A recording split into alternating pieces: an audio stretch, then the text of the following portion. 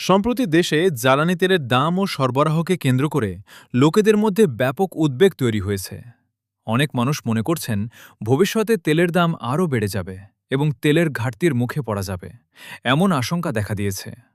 এই আতঙ্কের কারণে কিছু লোক অতিরিক্ত তেল কেনাকাটায় ঝাঁপিয়ে পড়েছে, যার ফলে বাজারে তেল কম পাওয়া যাচ্ছে এবং দাম আরও চাপ অনুভূত হচ্ছে।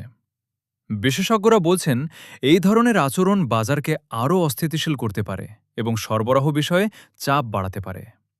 সরকার ও সংশ্লিষ্ট কর্তৃপক্ষ পরিস্থিতি পর্যবেক্ষণ করছে এবং আর্থিক ও বাজার নিয়ন্ত্রণের জন্য প্রয়োজনীয় পদক্ষেপ নেয়ার প্রতিশ্রুতি দিয়েছে।